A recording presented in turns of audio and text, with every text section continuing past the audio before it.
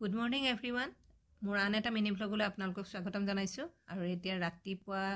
6টা বাজিছে আমাৰ জিয়াৰ স্কুল যাব আৰু অকমান পাছত তাই ৰেডি হৈ আছে আৰু মই তাই খোৱাটো বনালো আৰু এতিয়া তাই টিফিনটো ৰেডি কৰিবলৈ লৈছো ভাবিলো আপোনালোকৰ লগতো শেয়াৰ কৰো তাইক নো আজি কি দিম টিফিনত আৰু এয়া চাওক মই এটা লৈছো ড্ৰাগন ফ্ৰুট আৰু এতিয়া এটো কাটি সৰু সৰুকে পিচ কৰি লম এটো একে গুছাবলৈ সহজ দেখিছে এনেকৈ লাহেকৈ দিলে ওলাই আহে আৰু সৰু সৰু টুকুৰা কৰি এটো মই টিফিনত ভৰাই দিম তাই খায়ো ভাল পায় সকলো সময়তে নাপাও কিন্তু যেতিয়া পাও আনি পেলাই দিও আৰু সেই কাৰণে আৰু ইয়া ষ্টিলৰ টিফিনে মই ব্যৱহাৰ কৰো প্লাষ্টিক টিফিন বা প্লাষ্টিকৰ বস্তু ব্যৱহাৰ কৰাটো যেহেতু হেলথৰ কাৰণে বেয়া সেই কাৰণে কেতিয়াবা উপায়বিহীন হলে কথা নাই আৰু এখন সৰু ফ্ৰুটছ খোৱা ফৰ্ক দি দিছো তাৰ টিফিনৰ ভিতৰ আৰু এইটো ৰেডি হৈ গল এইফালে মই বনাই আছো এগ ৰোলটো একেবাৰে সিম্পল কে বনাইছো কণী ফেটি তাত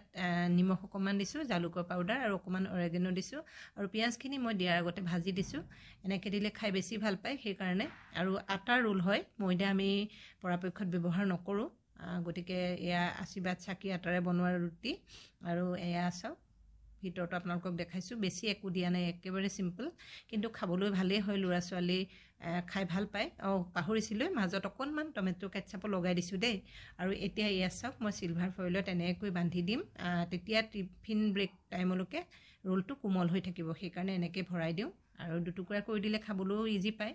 গটিকে এনেকৈ ৰেডি কৰি দিও আৰু এয়া এটো ষ্টিলৰ টিফিনে ব্যৱহাৰ কৰিছো আশা কৰো আপোনালোকে ভিডিওটো চাই ভাল পালে আৰু লৰা ছোৱালী থকা মাকবোৰৰ কাৰণে অকন হয়তো সুবিধাও হ'ব সেই কাৰণে ভিডিওটো শেয়াৰ কৰিলো গটিকে ভাল পালে লাইক শেয়াৰ কৰিবলৈ নাপাহৰিব আৰু কমেন্ট কৰি জনাব কেনেকুৱা পালে